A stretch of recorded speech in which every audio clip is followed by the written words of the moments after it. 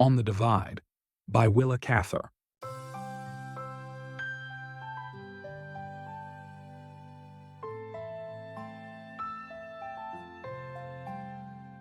Near Rattlesnake Creek, on the side of a little draw, stood Canute's shanty. North, east, south, stretched the level Nebraska plain of long rust-red grass that undulated constantly in the wind. To the west, the ground was broken and rough, and a narrow strip of timber wound along the turbid, muddy little stream that had scarcely ambition enough to crawl over its black bottom. If it had not been for the few stunted cottonwoods and elms that grew along its banks, Canute would have shot himself years ago. The Norwegians are a timber-loving people, and if there is even a turtle pond with a few plum bushes around it, they seem irresistibly drawn toward it. As to the shanty itself, Canute had built it without aid of any kind, for when he first squatted along the banks of Rattlesnake Creek, there was not a human being within 20 miles. It was built of logs split in halves, the chinks stopped with mud and plaster. The roof was covered with earth and was supported by one gigantic beam curved in the shape of a round arch. It was almost impossible that any tree had ever grown in that shape. The Norwegians used to say that Canute had taken the log across his knee and bent it into the shape he wished. There were two rooms, or rather, there was one room with a partition made of ash saplings, interwoven and bound together like big straw basket work. In one corner there was a cook stove, rusted and broken. In the other, a bed made of unplaned planks and poles. It was fully 8 feet long, and upon it was a heap of dark bed clothing. There was a chair and a bench of colossal proportions. There was an ordinary kitchen cupboard with a few cracked, dirty dishes in it, and beside it, on a tall box, a tin wash basin. Under the bed was a pile of pint flasks, some broken, some whole, all empty. On the wood box lay a pair of shoes of almost incredible dimensions. On the wall hung a saddle, a gun, and some ragged clothing, conspicuous among which was a suit of dark cloth, apparently new, with a paper collar carefully wrapped in a red silk handkerchief and pinned to the sleeve. Over the door hung a wolf in a badger skin, and on the door itself a brace of 30 or 40 snake skins, whose noisy tails rattled ominously every time it opened. The strangest things in the shanty were the wide window sills. At first glance they looked as though they had been ruthlessly hacked and mutilated with a hatchet, but on closer inspection all the notches and holes in the wood took form and shape. There seemed to be a series of pictures. They were, in a rough way, artistic, but the figures were heavy and labored, as though they had been cut very slowly and with very awkward instruments. There were men plowing with little horned imps sitting on their shoulders and on their horses' heads. There were men praying with a skull hanging over their heads, and little demons behind them mocking their attitudes. There were men fighting with big serpents, and skeletons dancing together. All about these pictures were blooming vines and foliage such as never grew in this world, and coiled among the branches of the vines there was always the scaly body of a serpent, and behind every flower there was a serpent's head. It was a veritable dance of death by one who had felt its sting. In the wood box lay some boards, and every inch of them was cut up in the same manner. Sometimes the work was very rude and careless, and looked as though the hand of the workman had trembled. It would sometimes have been hard to distinguish the men from their evil geniuses, but for one fact, the men were always grave and were either toiling or praying, while the devils were always smiling and dancing. Several of these boards had been split for kindling, and it was evident that the artist did not value his work highly. It was the first day of winter on the Divide. Canute stumbled into his shanty carrying a basket of cobs, and after filling the stove, sat down on a stool and crouched his 7-foot frame over the fire, staring drearily out of the window at the wide gray sky. He knew by heart every individual clump of bunch grass in the miles of red, shaggy prairie that stretched before his cabin. He knew it in all the deceitful loveliness of its early summer, in all the bitter barrenness of its autumn. He had seen it smitten by all the plagues of Egypt. He had seen it parched by drought and sogged by rain, beaten by hail and swept by fire, and in the grasshopper years he had seen it eaten as bare and clean as bones that the vultures have left. After the great fires he had seen it stretch for miles and miles, black and smoking as the floor of hell. He rose slowly and crossed the room, dragging his big feet heavily, as though they were burdens to him. He looked out of the window into the hog corral and saw the pigs burying themselves in the straw before the shed. The leaden gray clouds were beginning to spill themselves, and the snowflakes were settling down over the white leprous patches of frozen earth where the hogs had gnawed even the sod away. He shuddered and began to walk, trampling heavily with his ungainly feet. He was the wreck of 10 winters on the divide, and he knew what they meant. Men fear the winters of the divide as a child fears night, or as men in the North Seas fear the still dark cold of the polar twilight. His eyes fell upon his gun, and he took it down from the wall and looked it over. He sat down on the edge of his bed and held the barrel towards his face, letting his forehead rest upon it, and laid his finger on the trigger. He was perfectly calm. There was neither passion nor despair in his face, but the thoughtful look of a man who is considering. Presently he laid down the gun and, reaching into the cupboard, drew out a pint bottle of raw white alcohol. Lifting it to his lips, he drank greedily. He washed his face in the tin basin and combed his rough hair and shaggy blond beard. Then he stood in uncertainty before the suit of dark clothes that hung on the wall. For the 50th time he took them in his hands and tried to summon courage to put them on. He took the paper collar that was pinned to the sleeve of the coat and cautiously slipped it under his rough beard, looking with timid expectancy into the cracked, splashed glass that hung over the bench. With a short laugh he threw it down on the bed, and pulling on his old black hat, he went out, striking off across the level. It was a physical necessity for him to get away from his cabin once in a while. He had been there for 10 years, digging and plowing and sowing and reaping what little the hail and the hot winds and the frosts left him to reap. Insanity and suicide are very common things on the divide. They come on like an epidemic in the hot wind season. Those scorching, dusty winds that blow up over the bluffs from Kansas seem to dry up the blood in men's veins as they do the sap in the corn leaves. Whenever the yellow scorch creeps down over the tender inside leaves about the ear, then the coroners prepare for active duty. For the oil of the country is burned out, and it does not take long for the flame to eat up the wick. It causes no great sensation there when a Dane is found swinging to his own windmill tower, and most of the Poles, after they have become too careless and discouraged to shave themselves, keep their razors to cut their throats with. It may be that the next generation on the divide will be very happy, but the present one came too late in life. It is useless for men that have cut hemlocks among the mountains of Sweden for 40 years to try to be happy in a country as flat and gray and as naked as the sea. It is not easy for men that have spent their youths fishing in the northern seas to be content with following a plow, and men that have served in the Austrian army hate hard work and coarse clothing and the loneliness of the plains and long for marches and excitement and tavern company and pretty barmaids. After a man has passed his 40th birthday, it is not easy for him to change the habits and conditions of his life.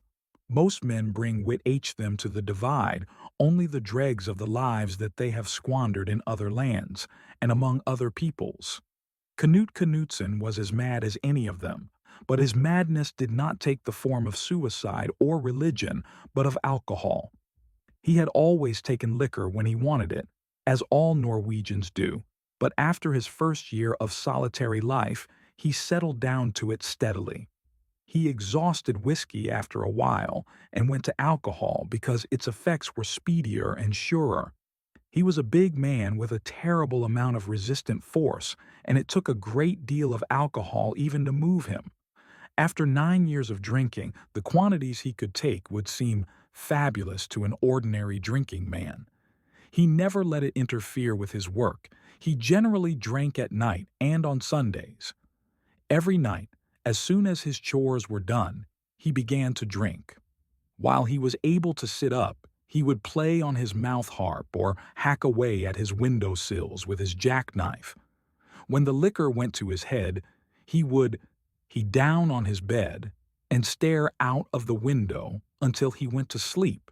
He drank alone and in solitude, not for pleasure or good cheer, but to forget the awful loneliness and level of the divide.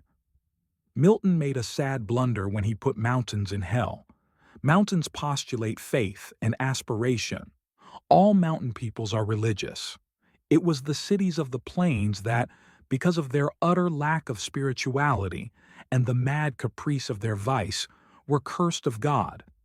Alcohol is perfectly consistent in its effects upon man. Drunkenness is merely an exaggeration. A foolish man drunk becomes maudlin. A bloody man, vicious. A coarse man, vulgar. Canute was none of these, but he was morose and gloomy, and liquor took him through all the hells of Dante. As he lay on his giant's bed, all the horrors of this world and every other were laid bare to his chilled senses. He was a man who knew no joy, a man who toiled in silence and bitterness. The skull and the serpent were always before him, the symbols of eternal feudalness and of eternal hate.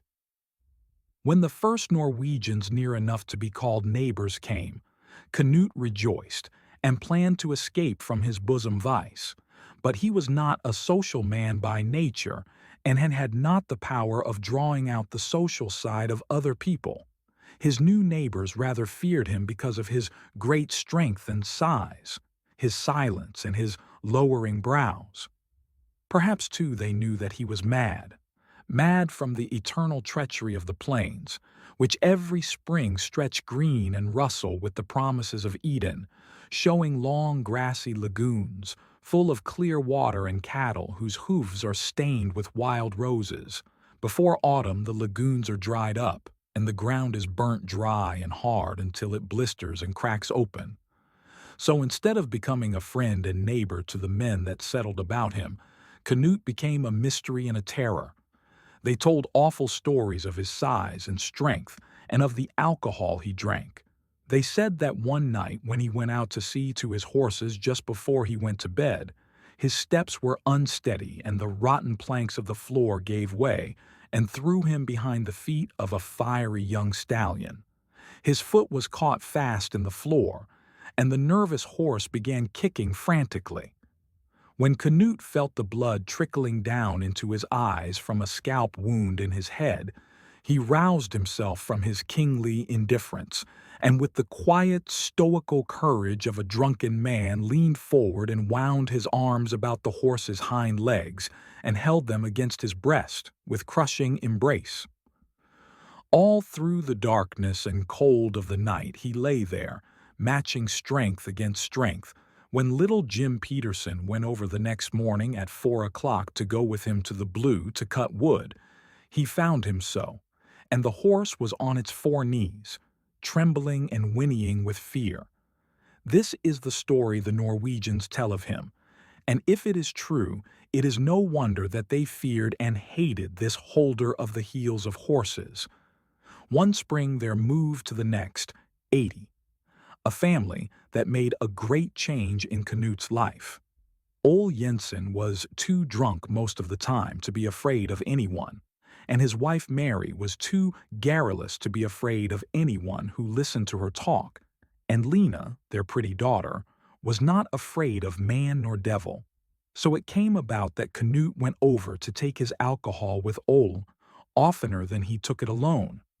After a while, the report spread that he was going to marry Jensen's daughter, and the Norwegian girls began to tease Lena about the great bear she was going to keep house for.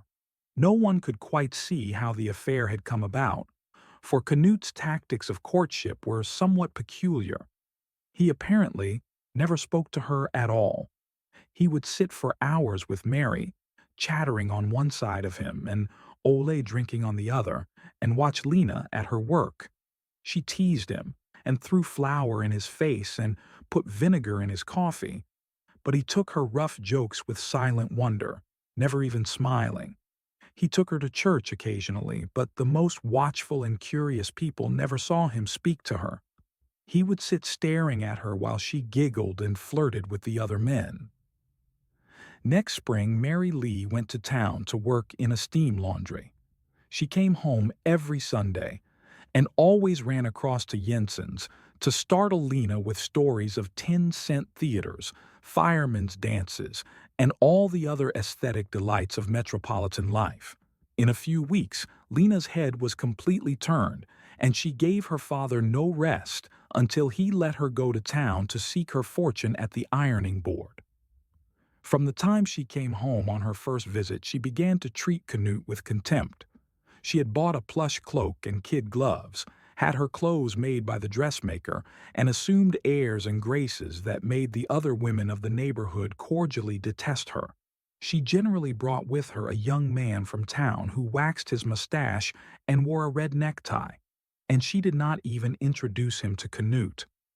The neighbors teased Canute a good deal until he knocked one of them down. He gave no sign of suffering from her neglect, except that he drank more and avoided the other Norwegians more carefully than ever. He lay around in his den, and no one knew what he felt or thought.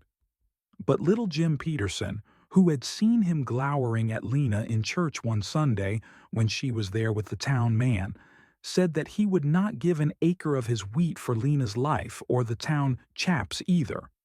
And Jim's wheat was so wondrously worthless that the statement was an exceedingly strong one. Canute had bought a new suit of clothes that looked as nearly like the town man's as possible. They had cost him half a millet crop, for tailors are not accustomed to fitting giants, and they charge for it. He had hung those clothes in his shanty 2 months ago, and had never put them on, partly from fear of ridicule, partly from discouragement, and partly because there was something in his own soul that revolted at the littleness of the device. Lena was at home just at this time.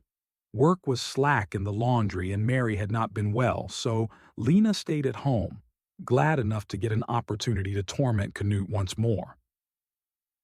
She was washing in the side kitchen, singing loudly as she worked. Mary was on her knees, blacking the stove and scolding violently about the young man who was coming out from town that night. The young man had committed the fatal error of laughing at Mary's ceaseless babble and had never been forgiven. He is no good, and you will come to a bad end by running with him. I do not see why a daughter of mine should act so. I do not see why the Lord should visit such a punishment upon me as to give me such a daughter. There are plenty of good men you can marry. Lena tossed her head and answered curtly, I don't happen to want to marry any man right away, and so long as Dick dresses nice and has plenty of money to spend, there is no harm in my going with him. Money to spend? Yes, and that is all he does with it, I'll be bound.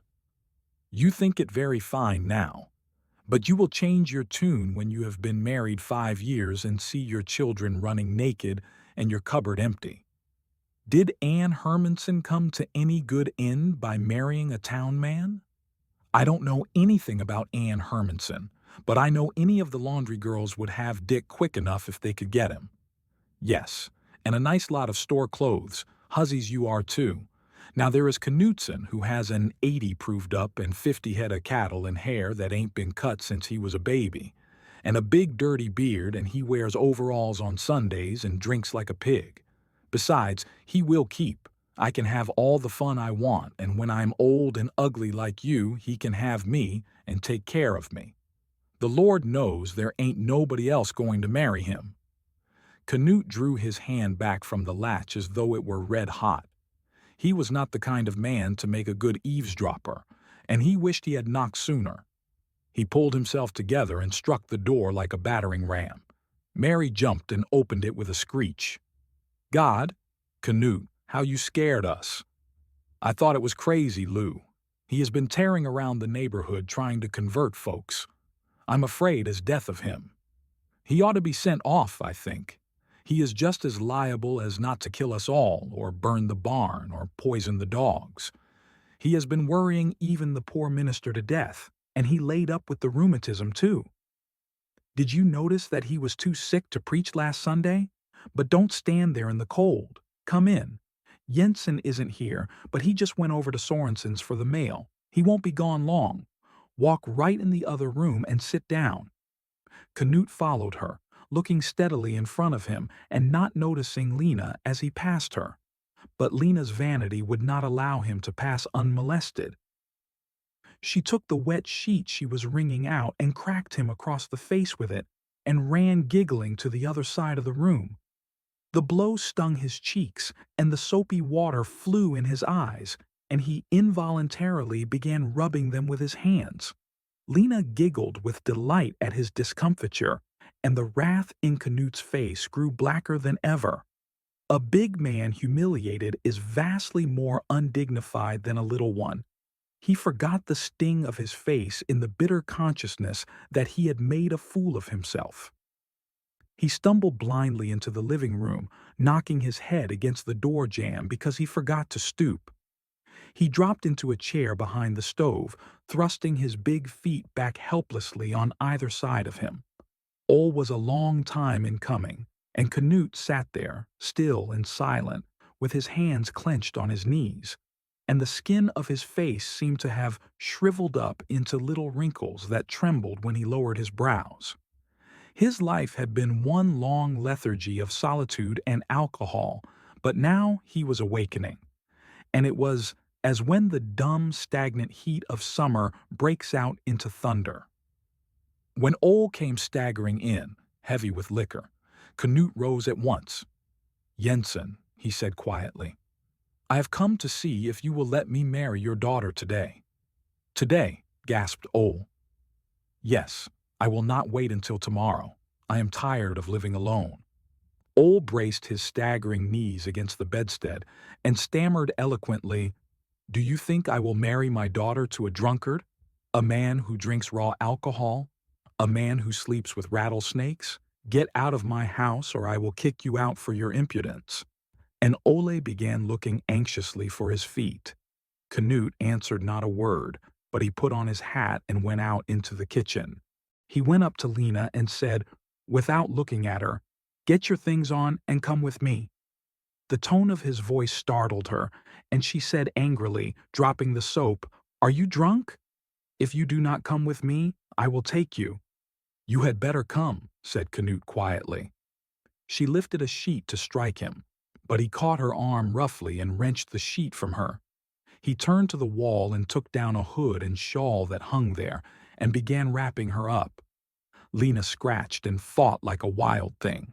Ole stood in the door, cursing, and Mary howled and screeched at the top of her voice. As for Canute, he lifted the girl in his arms and went out of the house.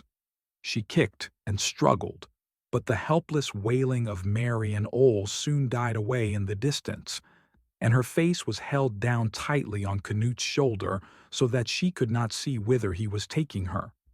She was conscious only of the north wind whistling in her ears and of rapid, steady motion, and of a great breast that heaved beneath her in quick, irregular breaths. The harder she struggled, the tighter those iron arms that had held the heels of horses crushed about her until she felt as if they would crush the breath from her and lay still with fear. Canute was striding across the level fields at a pace at which man never went before, drawing the stinging north wind into his lungs in great gulps. He walked with his eyes half closed and looking straight in front of him, only lowering them when he bent his head to blow away the snowflakes that settled on her hair. So it was that Canute took her to his home, even as his bearded barbarian ancestors took the fair, frivolous women of the South in their hairy arms and bore them down to their warships. For ever and anon, the soul becomes weary of the conventions that are not of it, and with a single stroke shatters the civilized lies with which it is unable to cope, and the strong arm reaches out and takes by force what it cannot win by cunning. When Canute reached his shanty, he placed the girl upon a chair where she sat sobbing. He stayed only a few minutes. He filled the stove with wood and fit the lamp, drank a huge swallow of alcohol and put the bottle in his pocket. He paused a moment, staring heavily at the weeping girl. Then he went off and locked the door and disappeared in the gathering gloom of the night. Wrapped in flannels and soaked with turpentine, the little Norwegian preacher sat reading his Bible when he heard a thundering knock at his door, and Canute entered, covered with snow and with his beard frozen fast to his coat. "Come in, Canute, you must be frozen," said the little man, shoving a chair towards his visitor. Canute remained standing with his hat on and said quietly, "I want you to come over to my house tonight to marry me to Lena Jensen." "Have you got a license, Canute?" "No, I don't want a license. I want to be married, but I can't marry you without a license, man. It would not be legal." A dangerous light came in the big Norwegian's eye. "I want you to come over to my house to marry me to Lena Jensen." "No, I can't. It would kill an ox to go out in a storm like this, and my rheumatism is bad tonight." "Then if you will not go, I must take you," said Canute with a sigh. He took down the preacher's bearskin coat and bade him put it on while he hitched up his buggy. He went out and closed the door softly after him. Presently he returned and found the frightened minister crouching before the fire with his coat lying beside him. Canute helped him put it on and gently wrapped his head in his big muffler. Then he picked him up and carried him out and placed him in his buggy. As he tucked the buffalo robes around him, he said, "Your horse is old. He might flounder or lose his way in this storm. I will lead him." The minister took the reins feebly in his hands and sat shivering with the cold. Sometimes, when there was a lull in the wind, he could see the horse struggling through the snow with the man plodding steadily beside him. Again, the blowing snow would hide them from him altogether. He had no idea where they were or what direction they were going. He felt as though he were being whirled away in the heart of the storm, and he said all the prayers he knew. But at last, the long 4 miles were over, and Canute set him down in the snow while he unlocked the door. He saw the bride sitting by the fire, with her eyes red and swollen as though she had been weeping. Canute placed a huge chair for him and said roughly, "Warm yourself." Lena began to cry and moan afresh, begging the minister to take her home. He looked helplessly at Canute. Canute said simply, "If you are warm now, you can marry us." "My daughter, do you take this step of your own free will?" asked the minister in a trembling voice. "No, sir, I don't, and it is disgraceful he should force me into it. I won't marry him." "Then, Canute, I cannot marry you," said the minister, standing as straight as his rheumatic limbs would let him. "Are you ready to marry us now, sir?" said Canute, laying one iron hand on his stooped shoulder. The little preacher was a good man, but like most men of weak body, he was a coward and had a horror of physical suffering, although he had known so much of it. So with many qualms of conscience, he began to repeat the marriage service. Lena sat sullenly in her chair, staring at the fire. Canute stood beside her, listening with his head bent reverently and his hands folded on his breast. When the little man had prayed and said, "Amen," Canute began bundling him up again. "I will take you home now," he said, as he carried him out and placed him in his buggy, and started off with him through the fury of the storm, floundering among the snowdrifts that brought even the giant himself to his knees. After she was left alone, Lena soon ceased weeping. She was not of a particularly sensitive temperament and had little pride beyond that of vanity. After the first bitter anger wore itself out, she felt nothing more than a healthy sense of humiliation and defeat. She had no inclination to run away, for she was married now, and in her eyes that was final and all rebellion was useless. She knew nothing about a license, but she knew that a preacher married folks. She consoled herself by thinking that she had always intended to marry Canute someday. Anyway, she grew tired of crying and looking into the fire, so she got up and began to look about her. She had heard queer tales about the inside of Canute's shanty, and her curiosity soon got the better of her rage. One of the first things she noticed was the new black suit of clothes hanging on the wall. She was dull, but it did not take a vain woman long to interpret anything so decidedly flattering, and she was pleased in spite of herself. As she looked through the cupboard, the general air of neglect and discomfort made her pity the man who lived there. Poor fellow, no wonder he wants to get married to get somebody to wash up his dishes. Batchin's pretty hard on a man. It is easy to pity when once one's vanity has been tickled. She looked at the windowsill and gave a little shudder and wondered if the man were crazy. Then she sat down again and sat a long time wondering what her Dick and Ole would do. It is queer. Dick didn't come right over after me. He surely came, for he would have left town before the storm began, and he might just as well come right on as a go back. If he'd hurried, he would have gotten here before the preacher came. I suppose he was afraid to come, for he knew Knutson could pound him to jelly, the coward. Her eyes flashed angrily. The weary hours wore on, and Lena began to grow horribly lonesome. It was an uncanny night, and this was an uncanny place to be in. She could hear the coyotes howling hungrily a little way from the cabin, and more terrible still were all the unknown noises of the storm. She remembered the tales they told of the big log overhead, and she was afraid of those snaky things on the windowsills. She remembered the man who had been killed in the draw, and she wondered what she would do if she saw Crazy Lou's white face glaring into the window. The rattling of the door became unbearable. She thought the latch must be loose and took the lamp to look at it. Then for the first time she saw the ugly brown snakeskins whose death rattle sounded every time the wind jarred the door. "Canute! Canute!" she screamed in terror. Outside the door she heard a heavy sound as of a big dog getting up and shaking himself. The door opened and Canute stood before her, white as a snowdrift. "What is it?" he asked kindly. "I am cold," she faltered. He went out and got an armful of wood and a basket of cobs and filled the stove. Then he went out and lay in the snow before the door. Presently he heard her calling again. "What is it?" he said, sitting up. "I'm so lonesome. I'm afraid to stay in here all alone. I will go over and get your mother." And he got up. "She won't come." "I'll bring her," said Canute grimly. "No, no, I don't want her. She will scold all the time." "Well, I will bring your father." She spoke again, and it seemed as though her mouth was close up to the keyhole. She spoke lower than he had ever heard her speak before, so low that he had to put his ear up to the lock to hear her. "I don't want him either, Canute. I'd rather have you." For a moment she heard no noise at all, then something like a groan.